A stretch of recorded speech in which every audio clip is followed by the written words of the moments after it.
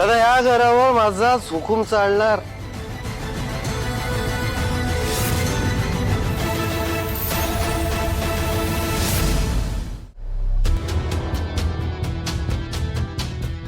आई papers. हे कसले paper? आई, अक्षयने तुमच्याकडून ज्या सह्या करून घेतल्यात ना ते हे पेपर आहे आणि सगळं स्वतःच्या नावावर करून घेतलंय. हो, आता आम्हाला काही यामध्ये पडायचं नाहीये. आमचं काम झालं. नाही म्हणजे त्यांना असं म्हणायचंय की हे बरे झाले ना की मग आम्ही निघून जाऊ. पण आजी, तुमच्याशी जर कोणी वाईट वागत असेल तर ते आम्हाला नाही पाहत.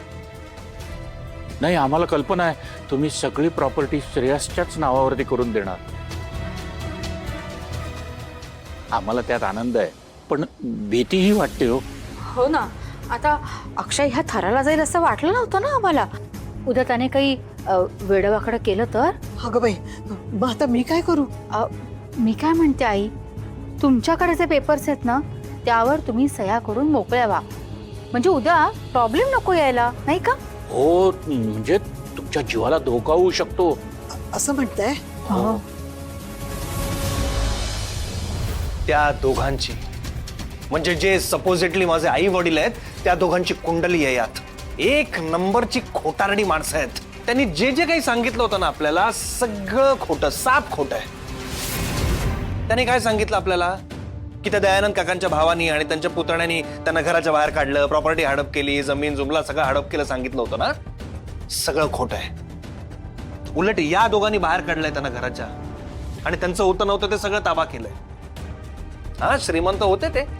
त्या दयानंद डोंगऱ्यांची जमीन, प्रॉपर्टी सगळं होतं, पण गेल्या 15 वर्षात सगळं उडवून टाकलंय या दोघांनी. नसते शौक, चुकीचं बिझनेस मॅनेजमेंट, त्यात सगळा पैसा कमवलाय आणि काही नाही आहे त्यांच्याकडे. तो दयानंद डोंगरे सांगत होता ना आपल्याला, मुलींचा व्यवसाय अंडर प्रेशर करत होतो, म्हणून सगळं खोटं आहे. गेली अनेक वर्ष हा घाणेरडा व्यवसाय करतोय तो माणूस. एक नंबरचे फ्रॉड आहेत दोघं, आणि आता क्लिअर झालंय त्या दोघांचा इथे येण्यामागचा हेतू एकच आहे, आपल्याला लुबाडणं. बस, that's it. Thank you so much मामा, थँक्यू सो मच ही माहिती तू आणून दिलीस.